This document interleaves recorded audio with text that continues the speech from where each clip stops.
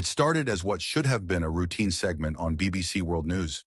The producers had lined up a simple 5-minute interview about language diversity in former British colonies. They found their guest, Dr. Elena Reyes, a Filipino professor of linguistics from the University of the Philippines, and scheduled her for the morning broadcast. What the BBC didn't anticipate was that those 5 minutes would turn into the most watched clip in their digital history, and that their veteran anchor would become a global example of what not to do on live television. The morning of the interview, anchor James Whitmore reviewed his notes with the confidence of someone who'd conducted thousands of interviews. He was known for his sharp wit and occasionally cutting remarks. "Good morning, Dr. Reyes," James began as her face appeared on the split screen. "Thank you for joining us." "Good morning, Mr. Whitmore," Elena replied with a warm smile. "I'm happy to be speaking with you," James chuckled, glancing at his notes. "Now you're here to talk about English in the Philippines. I must say, I find it fascinating how English has evolved in different parts of the world." The way he said evolved carried a weight that didn't go unnoticed. In the BBC control room, one of the younger producers shifted uncomfortably. Elena maintained her composure. "Yes, language is always evolving. That's what makes it so beautiful." "Indeed," James said, leaning back with an expression that suggested he was about to make a clever point. "But tell me, Dr. Reyes, when you say Filipinos speak English, do you mean they speak actual English? Or is it more of a creative interpretation?" The control room went silent. It was live. There was nothing they could do now. Elena's smile didn't waver. "I'm not sure I understand what you mean by actual English, Mr. Whitmore. Could you clarify?" James waved his hand dismissively. "Well, you know, proper English. The King's English. Not to be rude, but there is a certain standard, wouldn't you agree?" "A standard set by whom?" Elena asked, her voice pleasant but carrying an edge. "Well, by the English, naturally," James replied with a slight laugh. "We did invent the language, after all." Elena nodded slowly. "That's interesting. So you're suggesting that the English have ownership over English?" "I wouldn't say ownership, but certainly authority. We are the native speakers. Mr. Whitmore, there are approximately 70 million native English speakers in the United Kingdom," Elena said, her tone shifting to that of a professor. "In the Philippines, we have over 90 million people who speak English, most learning it before age 5. Many Filipinos speak English at home, conduct all their business in English, and think in English. At what point does speaking a language daily for your entire life make you a non-native speaker?" James blinked. "Well, yes, but you learned it as a second language. Is English not filled with borrowed words?"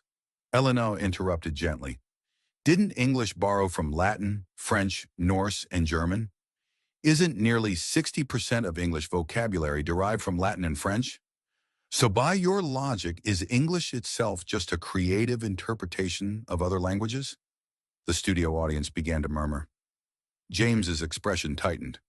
"That's not really a fair comparison," he said, his voice losing confidence. "Why not?" Elena asked. "You're suggesting that because we pronounce things differently, because we've adapted the language to our culture, that our English is less legitimate. But English has been doing exactly that for over 1,000 years. Why is it valid when Britain does it, but invalid when the Philippines does it?" James shuffled his papers. "I'm simply saying there's a certain way English should sound. Should sound to whom?" Elena's voice was sharper now. "To British ears. Mr. Whitmore, there are more English speakers in India, Nigeria, and the Philippines combined than in the UK and US together. If we're talking about democracy and language, the majority of English speakers have what you call an accent. So perhaps British English is the creative interpretation now." The control room erupted in whispered chaos. James tried to recover. "I don't think anyone is saying Filipino English is wrong, just that it's different." "Different is neutral, Mr. Whitmore, but your tone made it clear you mean inferior," Elena replied.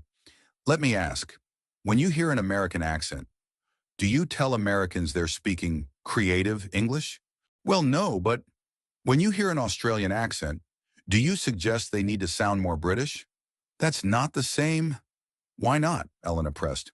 "Because they're white? Because they're Western? What you're describing isn't a linguistic standard. It's a colonial mindset. It's the belief that English belongs to Britain and everyone else is borrowing it poorly. But English stopped belonging solely to Britain the moment you colonized half the world and forced us to speak it. The audience gasped. James's face flushed red. I never said anything about colonialism, he stammered. You didn't have to, Elena said calmly. It's embedded in your questions. In the Philippines, English is an official language. We use it in our Congress, courts, and universities. Our Constitution is written in English. We produce award-winning English literature. We run call centers serving America, Britain, and Australia. And those customers understand us perfectly. The Philippines is one of the largest English-speaking nations on Earth. So when you ask if we speak actual English, what you're really asking is whether we deserve to be taken seriously. The studio fell completely silent. James cleared his throat. Dr. Reyes, I assure you, I meant no disrespect. Perhaps not consciously, Elena said, softening slightly. But that's the problem. These attitudes are so ingrained people don't realize they're being condescending.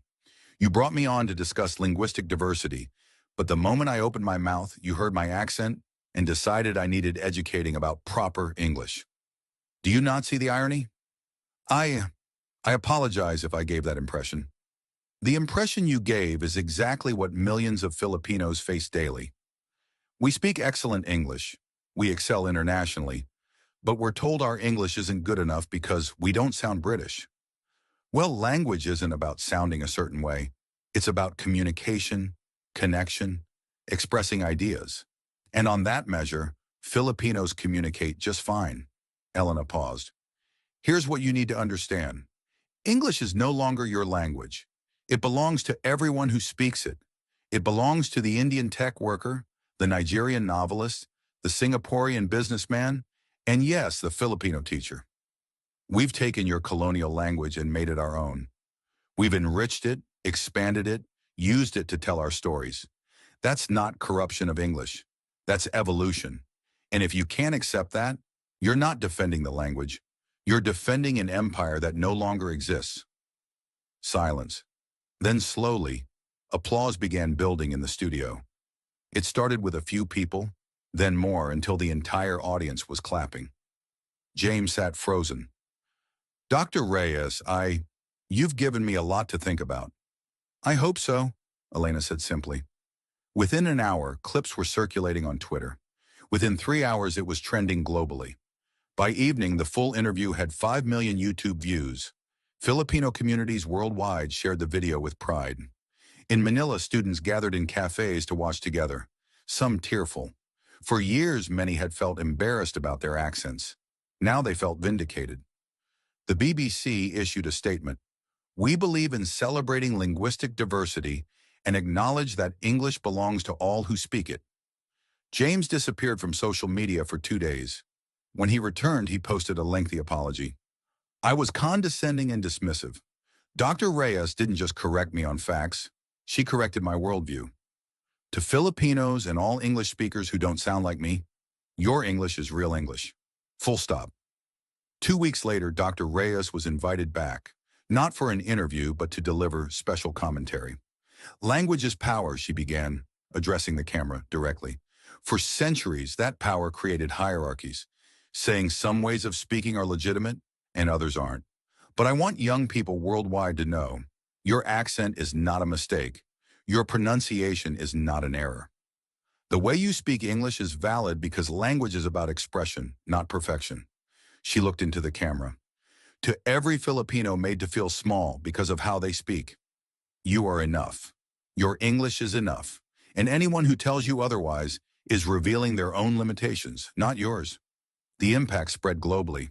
Academic institutions invited her to speak at Oxford, Cambridge, Harvard, and Yale.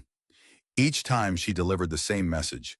English is global now, and that means it will sound different everywhere. That's not a problem. It's a reality to be celebrated. A year later, James Whitmore produced a documentary called The Englishes, How One Language Became Many. Dr. Reyes was a primary consultant. It won awards for its honest examination of linguistic prejudice. In the Philippines, the story became legend. When young Filipinos felt insecure about their English, friends would say, "Remember Dr. Reyes?" And that was enough. Dr. Reyes remained humble. I was just tired of being made to feel incorrect, she explained. I've spent my whole life speaking English. I teach in English, I dream in English. And yet I see that look, the one that says, your English is cute. Well, my English isn't cute.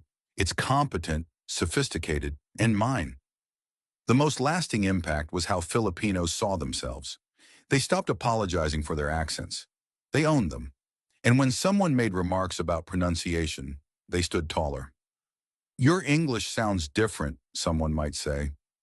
Yes, came the reply. It sounds Filipino, and that's exactly how it should sound. Years later, Dr. Reyes's daughter asked, Mom, when you were talking to that reporter, were you nervous? Elena thought for a moment. A little, but I was more tired than nervous. Tired of explaining, tired of justifying. Sometimes being tired makes you brave. The story became a reminder that words matter, representation matters, and standing up for yourself can change millions of lives who needed to hear. You are enough. Your voice is enough.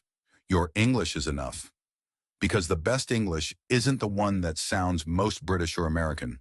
The best English is the one that makes you understood, carries your ideas, and connects you to others.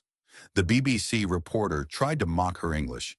Instead, he got an education, and so did the world.